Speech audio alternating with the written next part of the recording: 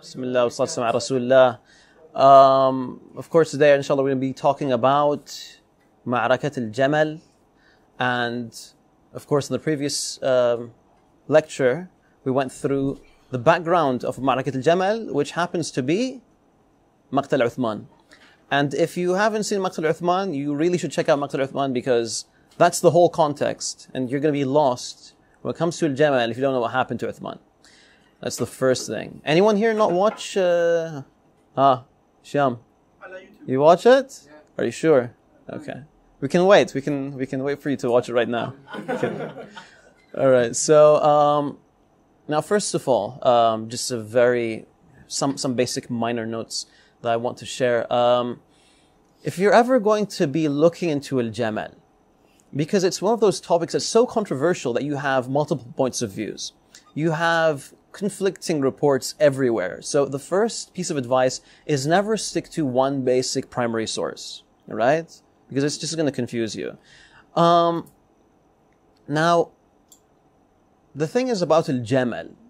I never wanted to lecture about al-Jamal.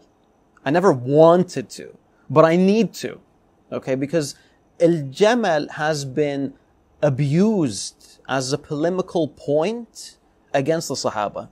Has been abused. The topic has been used and abused against Ahl Sunnah.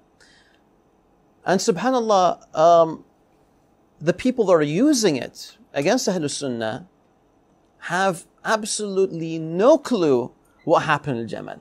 Absolutely no idea what happened in Jamal. And if you were to ask a Shi'i, tell me what happened in Jamal, maybe he'll quote some narrations against you from your sources. But if you were to ask them, Tayyib, present to me what exactly happened in your view, from your books, it's not going to happen. They don't have the information. And if they have the information, they don't have authentic reports. Yes, of course they have the information, they just don't have authentic reports. They can't piece it together. That's something I have to get across. Ya Tayyib, you have an issue with the Sunni narrative? Habibi, provide the Shi'i narrative. What is the Shi'i narrative aslan? So, this is my challenge, inshallah, to the Shias who want to use al-Jamal as a polemical point against Aisha and Talha and Zubair. First things first, of course, we have to get this out of the way. What are the sources of al-Jamal?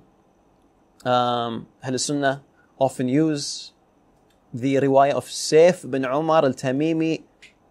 Allah al-Musta'an. They shouldn't be doing this, but they keep doing this because Saif bin Umar's report is the general, common, pro-Sunni report. And this is an issue. This is an issue. Inshallah, I'll get to that. Now, there are, of course, multiple sources. You have al-Waqidi as a source, a'udhu billah. You have Abu Mikhnaf as a source, a'udhu billah. You have al-Mufid as a source, a'udhu billah. You have these lengthy narratives that are very problematic, extremely problematic. And these are described as riwayat, right? They say riwayat Saif bin Umar al-Tamimi. However, is it really Saif bin Umar's riwayah? Is it really his riwayah? Because at the end of the day, Saif bin Umar is narrating through chains, through his mashayikh. So isn't it really his mashayikh's riwayat? Aren't these the narrations of his mashayikh? About Abu Mikhnaf, isn't it his teacher's riwayah? Or the last person in the chain, isn't it his riwayah, for example? So the reason we say this is riwayat, this person, it's because it simplifies things. And there's a general trend, there's a general tone, pro-Shi'i, pro-Sunni, etc. And you'll notice this when you actually go through these riwayat. There's this general tone. Again, when discussing a topic like al-Jamal, I have to always, not just al-Jamal, anything that's, any controversial historical narrative, historical topic, I always have to quote Sheikh Muqbil, because he says we have to apply the methodology of the Muhaddithin when speaking about these controversial topics in history. Because if we don't use the manhaj of the Muhaddithin, then we're stuck with every innovative sect using reports that they like, that appeal to them. The Khariji, the Ibadi will use this, the Shi'i will use this, the Sunni will use this, and everyone's going to say, history says. Okay? History says, الروايات الصحيحة تقول. The authentic reports say this. يا أخي والله, most people, they'll say this, they don't even know what they're saying. They don't know what they're quoting. Everyone's appealing to his view of history. And what's his view? Whatever suits his beliefs. طيب. Yeah, alright. So, let's... there's so much to go through, wallah al-musta'an. Okay, so firstly, the main source of al-Jamal for Ahl al-Sunnah, Allah al-musta'an, Saif bin Umar al-Tamimi, right? He's mainly quoted by... Any guesses?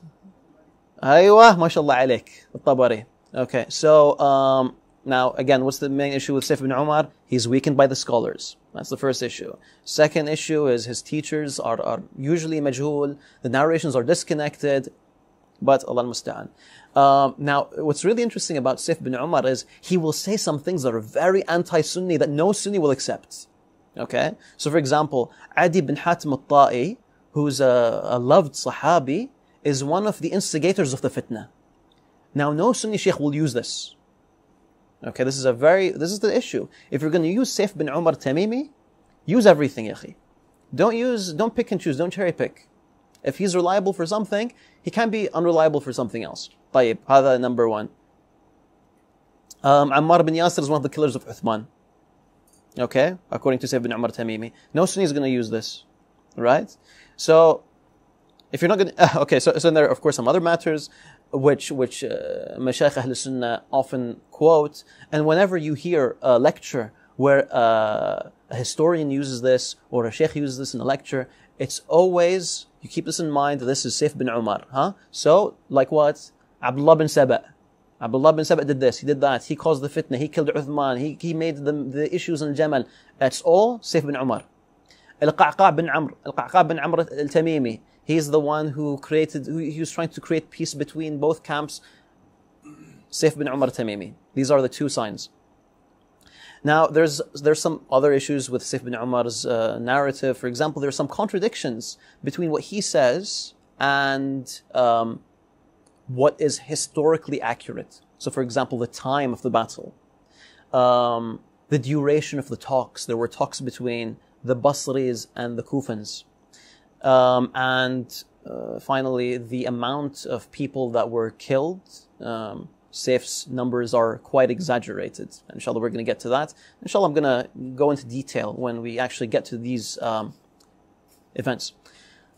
Now, the Shi'i source, the main Shi'i source, well, there are two main Shi'i sources, but one of the more important Shi'i sources, the riwayah of Abi Mikhnaf, Lut bin Yahya, the main narrator of the history of Karbala, or excuse me, the events that occurred in Karbala, and the martyrdom of Hussein.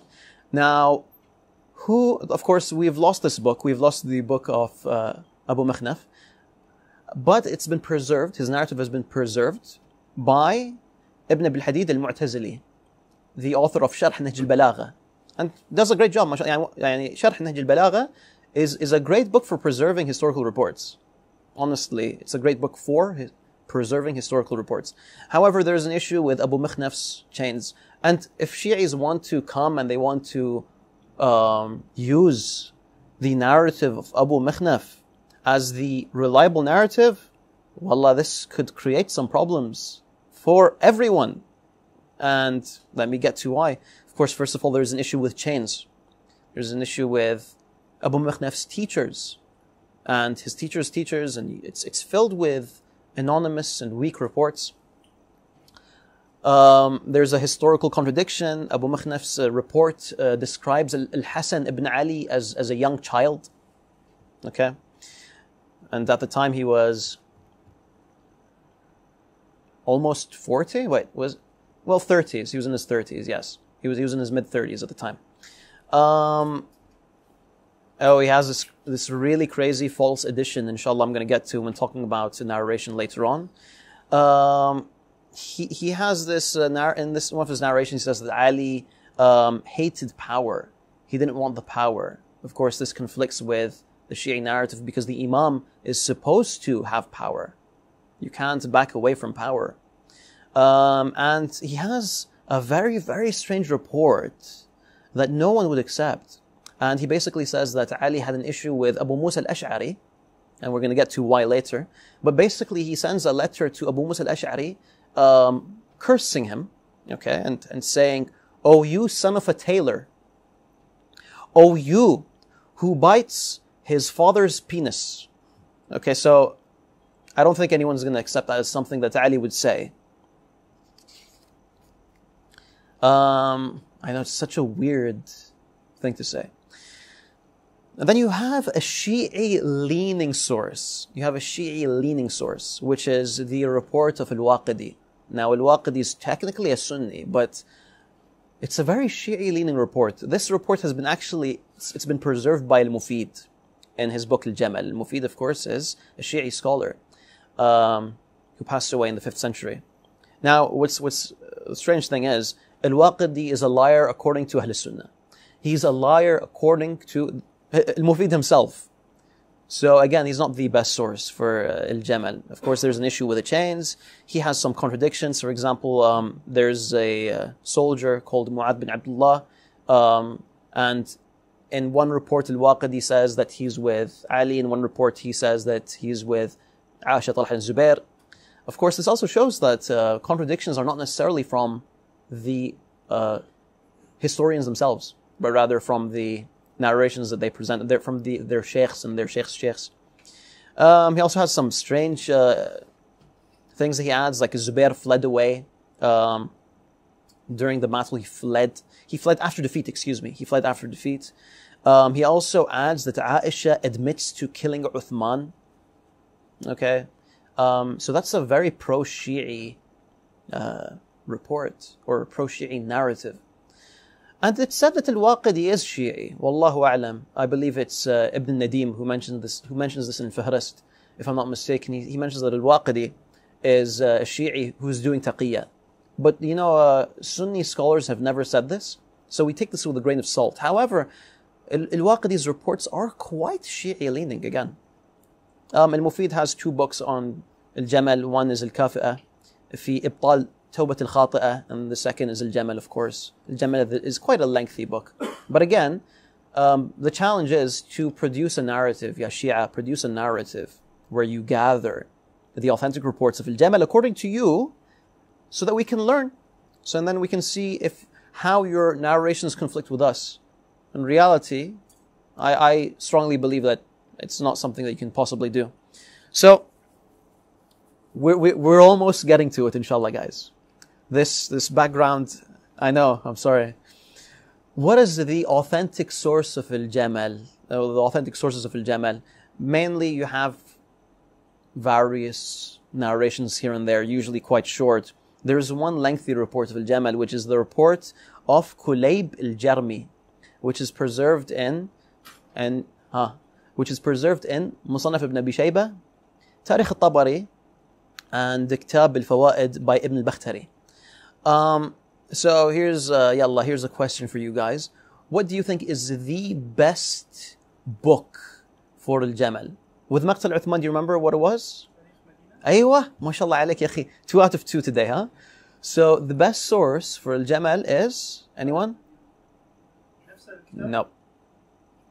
Anyone? I mentioned the book last time. I think I mentioned it today as well. Actually, I mentioned it just now. No, it's Musannaf ibn Abi Shayba. So Ibn Abi Shayba has a lengthy chapter with many reports of al-Jamal. Many of them are authentic. So it's a very, very important source. طيب, I don't want to go through the reasons why Uthman was killed. We went through that last time. Let's save some time. Again, if you don't know why, you should check out the Uthman video. So I'm going to go past this. Uthman passed away, or he was killed in the year 35 after Hijrah. Okay, now, alhamdulillah, we can start. Bismillah ar-Rahman ar-Rahim.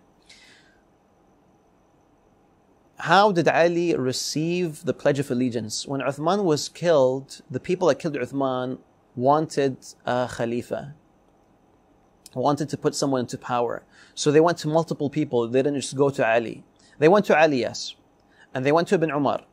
and they went to Talha. And when they went to Ibn Umar, they actually threatened Ibn Umar. Ya Ibn Umar, if you don't become Khalifa, we're going to kill you. Ibn Umar did not accept. Ali himself was very, very hesitant to accepting the Khilafah. And he was advised by Ibn Abbas in Musannaf Abd al-Razzaq. And he was advised by Al-Hasan in Musannaf ibn Abi Shaybah to not accept the Khilafah. Why? Any ideas?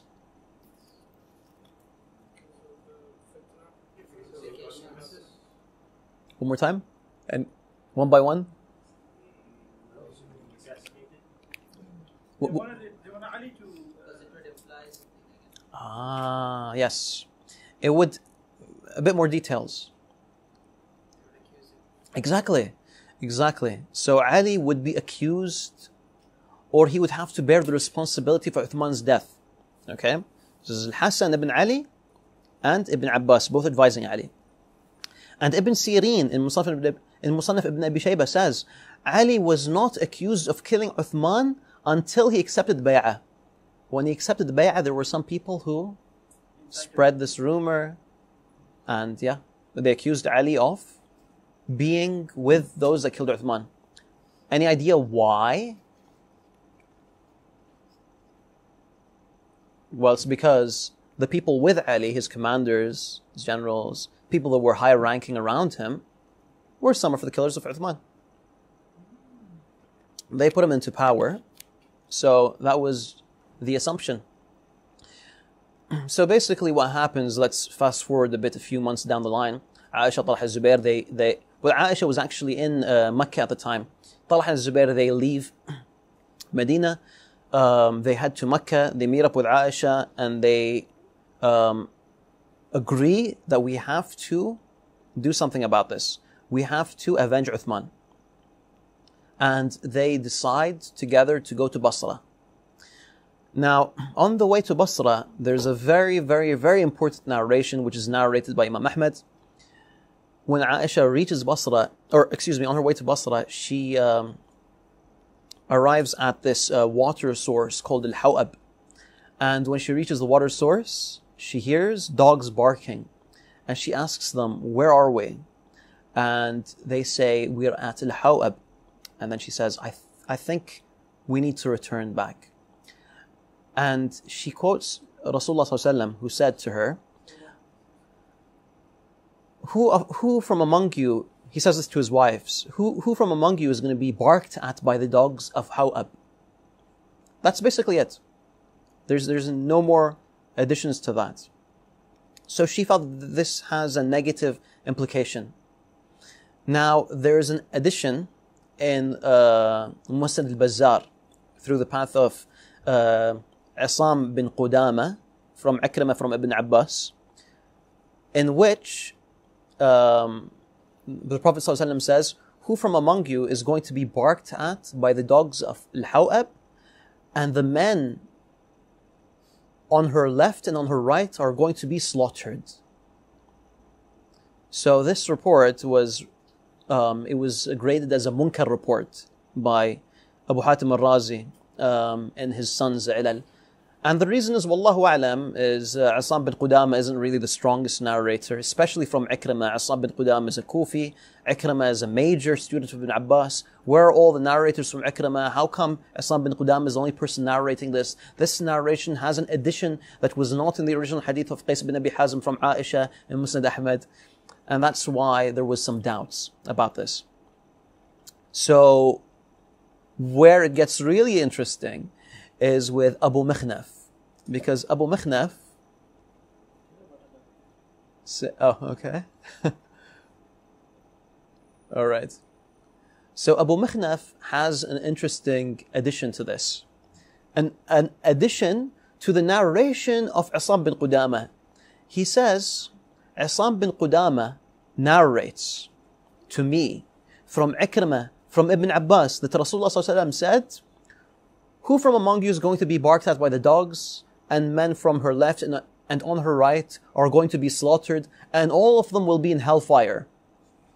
So this is the addition of Abu Mikhnaf, clear-cut proof that Abu Mikhnaf is tampering with the report, adding something to the report that was never narrated by Asab bin Qudama. Of course, implying that the Jaysh, the army of Aisha are all going to hell, basically. This is one of the reasons why you can't really trust Abu Mikhnaf. Again, it's the exact same chain. I mean, it's from Asam bin Qudama. Okay, so now let's head back to the report of Kulayb al-Jarmi. Now, Kulayb says that the Basran army, this is during the time of Uthman, they were going to head out to avenge Uthman. And then they received news that nothing's going to happen. And Uthman basically negotiated, or things were settled with the rebels, and everything was settled, alhamdulillah. And then all of a sudden they received word that nope, Uthman was actually killed by the rebels, rahimahullah. And basically, Talha, Zubair, and Aisha all of a sudden show up in al-Basra. And Kulayb al-Jarmi mentions that Aisha, of course, spoke to them, and she said she provided her reasons why she came out to al-Basra. Now, of course, some of that was covered in the previous lecture with Maqtal Uthman. So, the question is, why al-Basra? Why did they go to al-Basra in the first place? Any ideas? A stronghold for Uthman's family. It's not bad. Not bad. Anything else? So the brother said, it's a stronghold for Uthman's family. Well, more like they could find support in Basra. They felt like they could find some support in Basra. And there were, of course, a lot of available men that would be ready for battle in Basra. Now, Abu Yaqdhan, who is the teacher of Khalif ibn Khayyat, one of the best books of Tariq, summarized but really, really useful, mentions that Uthman bin Hunayf meets Talha and Zubair. He makes peace with them, and they agree. Of course, Uthman bin Hunayf is the representative of Ali in Basra, and they decide to wait for Ali. Now, it is said that there's a letter that's sent to Ali describing why Talha and Zubair and Aisha, of course, head over to Basra. Now, the Basrans asked Talha why he came and how he's acting in a way without the approval of Ali. Ali has not given these people to march to Basra and to gather troops to avenge Uthman. So what exactly is happening? Talha says, a sword was put to my neck. I gave bay'ah to Ali because a sword was put to my neck. That's what he says. Now, keep in mind that this was how chaotic things were in Medina. I mentioned a few minutes ago, even Ibn Umar had the sword to his neck, and they were trying to force him to become Khalifa. And inshallah, there's some more that's coming up that will show how chaotic things were. So, Ali basically sends Ibn Abbas to make sure if this thing even happened, because Ali had no idea it happened. So Ibn Abbas goes and he looks for someone who can affirm this. He finds Usama bin Zayd. Alright, Usama bin Zayd confirms that Talha was forced to give bay'ah to Ali. And Usama bin Zayd, for saying this, was beaten up for just affirming that Talha was forced. Beaten up by who? By the haters of Uthman. Again, Musannaf ibn Abi Shaybah. So, now we don't really have too many details of what happens in al-Basra. We have a lot of weak reports. We have Saif bin Umar providing a very pro-Sunni report. We have Abu Mikhnaf and some others providing a very pro-Shi'i report. But basically, there's some issues in Basra, and some fighting occurs, and some people get killed, and basically Talha and Zubair and Aisha take over al-Basra. And around that time, there is a battle that occurs which is called the Minor Jamel. So we have the normal, regular Battle of Jamel that we all know about, and then there's the Minor al-Jamel. Now, in the Minor Battle of al-Jamal, we don't have too much information of what occurred there, but we do know of Hukaym bin Jabala being killed in the Battle of the Minor Jamal. Do you guys remember who Hukaym bin Jabala is?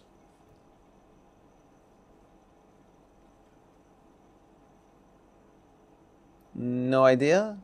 So Hukaym bin Jabala is the head of the killers of Uthman from Basra. So this is one of the reasons why they even went to Basra, to kill the killers of Uthman in Basra. And they were successful in this. According to the report of Sayf bin Umar al-Tamimi, he mentions another name. He mentions Hurqus bin Zuhair. Remember, Hurqus bin Zuhair is one of those that were exiled by Uthman. And Hurqus bin Zuhair basically escapes death, basically, and he finds refuge in one of the tribes. I'm guessing his tribe, Allahu A'lam. And they basically can't reach him. And Hurqus bin Zuhair lives on to the time of Nahrawan, where he joins the Khawarij, basically, ultimately. So yeah, so why did they go to Basra? One, they found support there. They knew they could find support there. And two, they went to kill the killers of Uthman. And three, they actually did kill one of the instigators against Uthman, which is Hukaym bin Jabala. So at this point in time, Ali sends some of his main companions to Al-Kufa in order to rally the troops, in order to gain support, because you have an army being built up in Al-Basra. A lot of people do join Aisha, Talha and Zubair, of course, from the Basrans. So Ali gathers the troops, and when he's trying to gather troops from Kufa, Abu Musa al-Ash'ari, who is Ali's representative in Al-Kufa, tries to prevent this from happening. He says, my bay'ah is the bay'ah upon my neck is my bay'ah to Uthman. And my Khalifa got killed.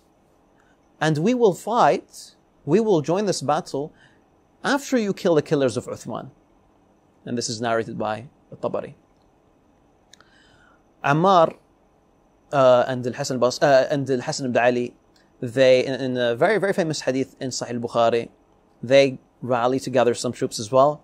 And I believe Ammar goes on to the minbar and he says, a very, very famous hadith, he says that Aisha is the wife of your Prophet in Jannah.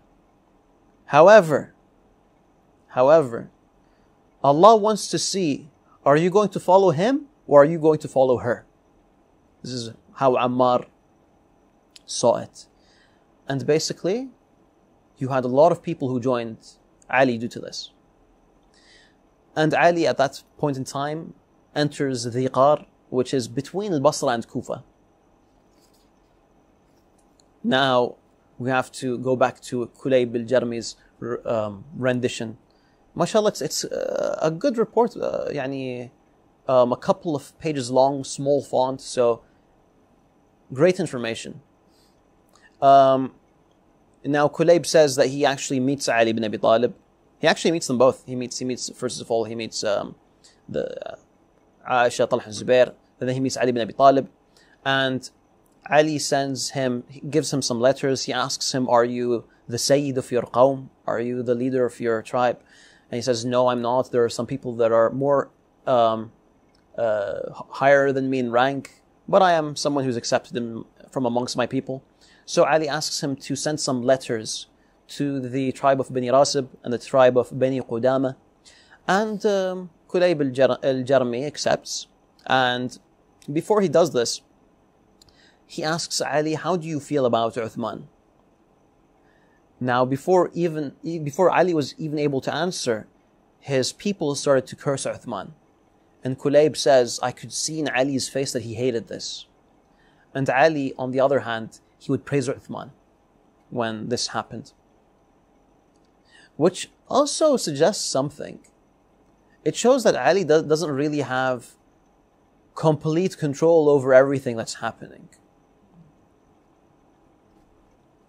Now, one of the two letters that Kulayb brings to the tribes, again, these are Basran tribes. One is accepted and one is rejected. So basically what you have is you do have some Basris who do eventually end up with Ali.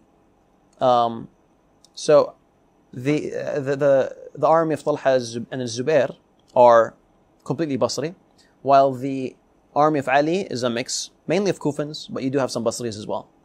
So now there are some discussions that occur between the camps of Ali and Talha al-Zubair. So for the sake of clarity, I'm going to be referring to the camp of Ali as the Kufan camp and the camp of Talha al-Zubair as the Basran camp. Ibn Abbas goes to Zubair and he says, was Ali unjust to you? Did Ali wrong you in any way? Why are you doing this? And Zubair says, this is due to fear and this is due to greed, implying that it was Ali's fear that caused him to act in this way, and it's Ali's greed that caused him to act in this way. You don't have to accept this from Zubair, but this is Zubair's point of view, this is Zubair's justification. Ali's fear from the killers of Uthman, Ali's greed for Khilafah, and this is not a problem to believe that the Sahaba wanted high positions, that they wanted rule. This is not controversial at all. It's human nature. What is this conversation? This is Musannaf ibn Abi Shaybah. No. Between Basra and where? Between Basra and this is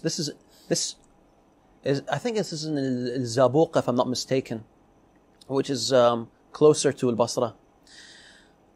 Okay, so the discussions last for 3 days. And during this time, a man comes to al-Zubair. And this is in Musnad Ahmad. A man comes to al-Zubair and... Recording? Okay. So a man comes to al-Zubair and he says to al-Zubair, I have an idea. I'm going to kill Ali for you, basically. So Zubair says, how can you kill Ali? Ali has an army with him. It's impossible to kill Ali. So the man says, I will join his ranks and I will act as if I'm one of them. And then I'm going to betray Ali and I'm going to kill him. And Zubair prevents him from doing this. And he quotes a hadith from Rasulullah ﷺ in which Rasulullah ﷺ prohibits killing a mu'min through treacherous means. Musnad Ahmad. Now, Kulayb, this is very, very interesting narration by Kulayb. He says that when he went to meet the Kufans, they came to him and they were laughing and they're like, is it really possible that the Basrans are going to fight us? These are our brothers. Inshallah, when we sit down with them, when we meet them, everything is going to be fine. The idea that a war would break out was not even something that anyone expected. He went back to the Basrans, he spoke to the Basrans, and they'd say, what did the Kufans say? And they said, yeah, khalas, we're just going to reconcile. So nothing was expected at all. And then Kulayb talks about how the battle started. He said, first of all, the boys, young boys from both camps came out and they started to curse each other. And then they would throw stones at each other. And then the slaves from both camps came out and started to do the same. They started to curse each other. And then the idiots, the sufaha, they came and they started to do the same. And all of a sudden it was a battle. It wasn't something that was intended. Now what's the proof for this? This is something very interesting.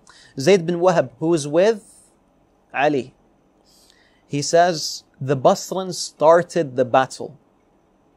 Okay? Abd Khair, who was with, who? Nope, he's also with Ali. He said, Ali started the battle.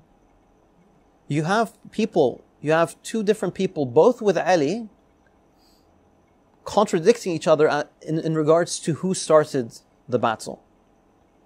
Ali said, to Al-Hasan, when he saw this happening, he said, I see the people have started to march against one another and I see no khair in this. And Hasan said, be quiet. If they hear us, they will kill us. Referring to the people around him. And they will say, you have begun to doubt. Musannaf ibn Abi Shaybah. Now, what's happened to Talha? So the battle basically started. And this is one of the more controversial things that happened in the battle. So Talha is trying to hold the forces back. He's trying to hold his men back from completely breaking out and going, into a full-fledged battle mode. And Talha tries to stop them, tries to slow things down. They start to throw stones at him. And then he's shot with an arrow by Marwan bin Hakam. Now, what's strange about this? Yes. Yes. That's the strange thing. Marwan bin Hakam is with Talha. He's with the Basrans. And he shoots Talha. And this is reported by Auf al-A'rabi, Ibn Sirin, Qais bin Abi Hazim, Al-Jarud bin Abi Sabura, Yahya bin Sa'id's uncle. So contemporary sources, five tabi'in, all narrate this. Now, you can argue that this is weak, but I'm personally not convinced. I think that if Ibn Sirin, and then you have, Imam al-Tabi'in, and you have Qais bin Abi Hazim, who most likely was there, and you have three other, the uncle of Yahya bin Sa'id, I believe, being an eyewitness as well, it's fair to say that Marwan bin Hakam did kill Talha. The reason why he killed Talha, any guesses? He thought stopping the war? No, he thought stopping the war? Create the chaos. Change your opinion. He was a spy from. He's watching the war is going. The reason why Marwan kills Talha is because Talha did not do enough to save Uthman. So Marwan held that grudge within him. Now al-Zubair was approached by Ibn Abbas. This is before the battle even begins. And Ibn Abbas says to al-Zubair, "What would Safiya bint Abd al-Muttalib say if she saw you fighting Ali bin Abi Talib bin Abd al-Muttalib?" Who's Safiya? Zubair's mother. And when Zubair heard this, he just left. He left the battlefield. And he headed over to Wadi Siba', which is very close by. And he was basically killed by Amr bin Jarmuz. Now, Wadi Siba' today in Iraq, it's near Basra. The whole city is called Zubair, by the way. So this narration is narrated by Ibn Sa'id. When Ibn Abbas went to Ali and he said, "Where is the killer, or to where will the killer of Zubair go?" And Ali said, "Finnar," in hellfire. So even though they were on opposing sides, there was a clarity in this. And Ali did see that the killer of Zubair was from the people of hellfire. Now, perhaps one of the more emotional events that occurs in Jamel is the martyrdom of Muhammad bin Talha, who they used to call a Sajjad because he was an Abid. Now, Muhammad bin Talha, when he saw that everything was chaotic, he went to Aisha, who was on the camel, covered, of course, in the hawdaj. And he said to her, "Ya Ummah," or something along those lines, "Ya al-Mu'mineen."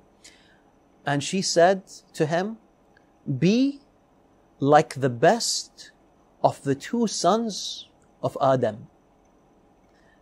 And when he heard this, he put his sword away and he defended himself with his hands and was martyred.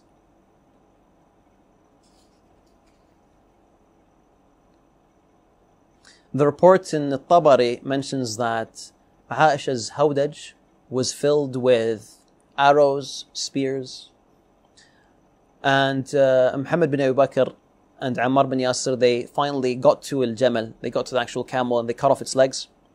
And that's how the battle ended. When the camel of Aisha was killed, the battle basically ended. Muhammad is the same who Yes.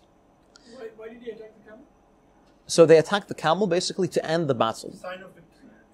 It just ends the battle because Zubair is dead or Zubair is gone. Talha is killed. Like, there's no other symbol left. Aisha, by the way, Aisha is not the commander. Aisha is not the commander of the army. Aisha was there for moral support. Aisha is the symbol, but she's not a commander of the battle. Aisha is actually she's covered away from the battle. She doesn't see what's going on in the first place. So basically, when the battle towards the end of the battle, Ali shouted out, "Don't chase those who are retreating. If there's someone who is injured, don't kill that person. If someone goes into a house, don't enter that house." So those were his rules, basically. Ali, of course, prevented the victors, the Kufins, from taking the women as captives as well. And in the report, I'm not sure about the authenticity of this report. I think it is authentic. Wallahu a'lam. They said to him, "You are allowing us to take away their lives, but you don't allow us to take away their women?" So, and then he said, "Who wants to take away the wife of Rasulullah?" Of course, that ended it, basically. They all realize that they are in the wrong, and this is not something that can happen. So, Kulayb al-Jarmi says, this is very interesting. He says, "By the time I got to Ali, the battle had already ended." This signifies that the battle was very short. In the report in Musnad ibn Abi Shaybah, the battle lasts from Dhuhr to Maghrib. That's it. It's not something that lasted for months or years.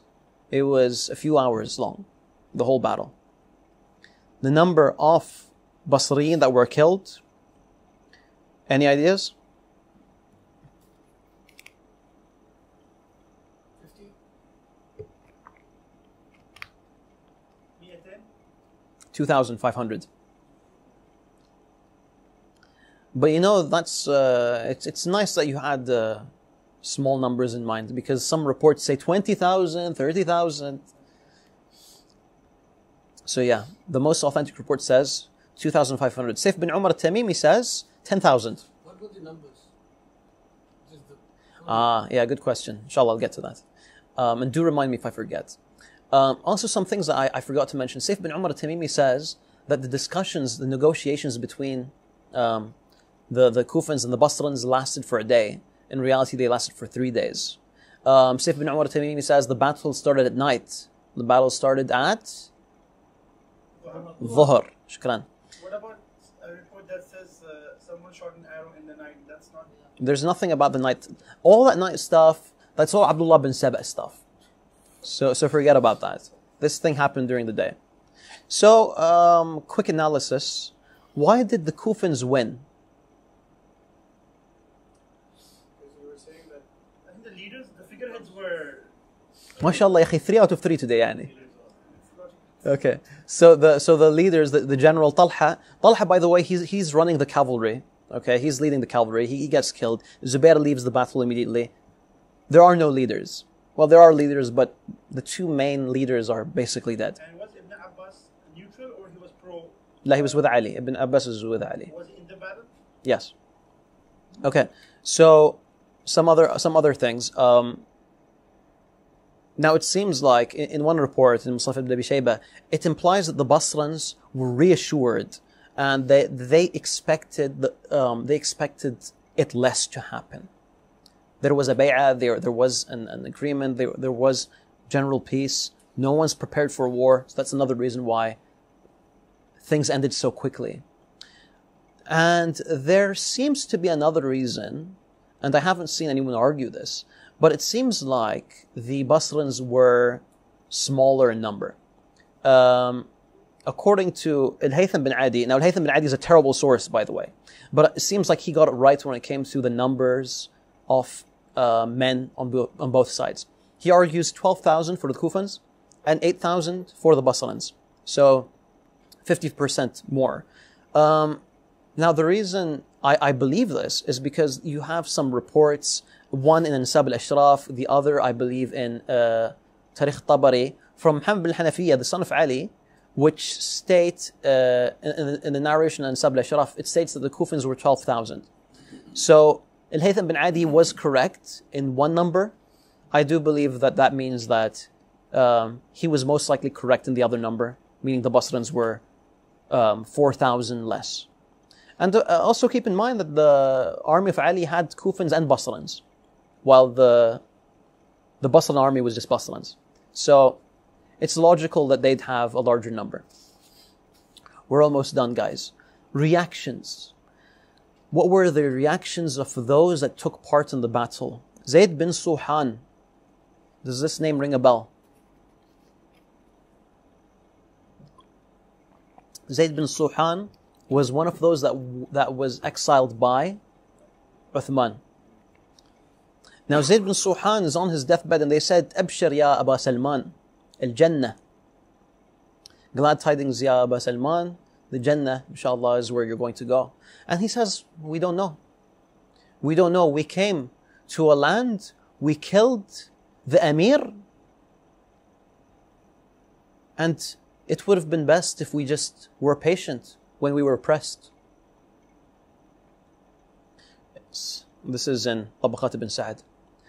Aisha, on her deathbed, she said, bury me with the wives of Rasulullah sallallahu alaihi wasallam, because I did something after him,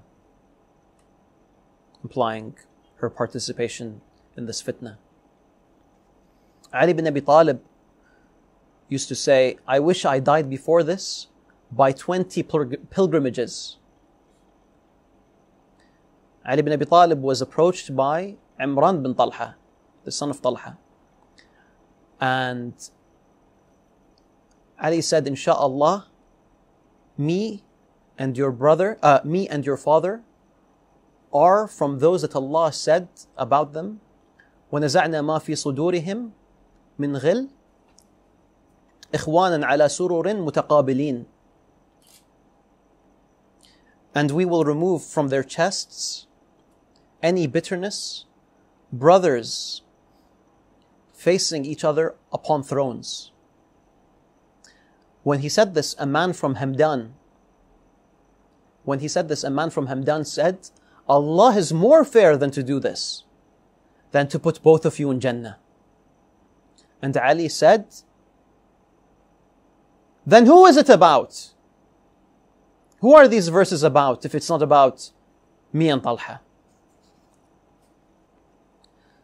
And now we get to the end of al-Jamal.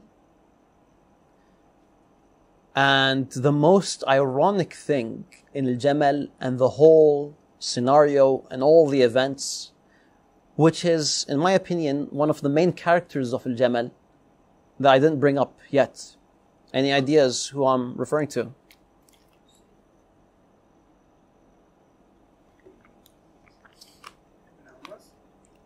Al-Ashtar al-Nakhai. Al-Ashtar was a relative of Kulayb al-Jarmi. And Kulayb, now al-Ashtar got hurt in the battle. He says, and this is a very, very famous narration, he was in the battle, he was fighting with Abdurrahman bin Attab. And basically, they clashed with one another, and then they start to wrestle one another, and they start to roll on the floor. And Abdurrahman said, kill me and kill Malik, kill me and kill Malik. And people had no idea who Malik was. Everyone knows Al-Ashtar is Al-Ashtar. No one knows his name is Malik. So basically, Al-Ashtar survived because of that confusion. So Al-Ashtar, while he was injured, Kulayb said to him, Ya Ashtar, give the Emir of Basra, put a good word in for me, basically.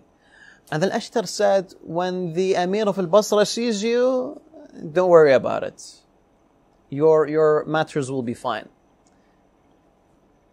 Now he was saying, Kulayb says, Al-Ashtar felt that he was going to become the Emir of Basra. Ali was going to appoint him as the Emir of Basra. So Kulayb left the room, And a man came and he said, the Emir has appointed Abdullah bin Abbas as the representative of Ali on al-Basra. Kulayb goes back. He says, oh, Ashtar, Ibn Abbas is the representative. And Ashtar basically shouts at him. And then another man comes in, affirming this. And Ashtar says, did you hear it? He says, no, I didn't hear it. And then Attab al-Taghlibi comes in and he confirms this.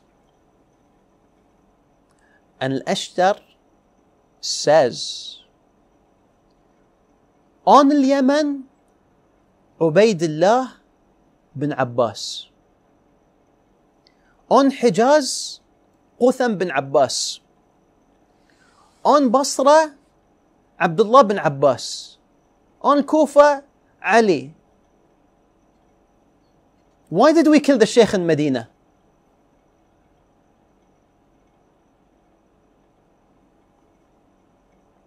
فلا ندري على ما قتلنا الشيخ بالمدينة.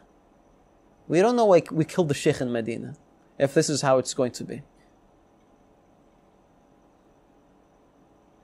And I'm not even going to comment on that. والحمد لله رب العالمين.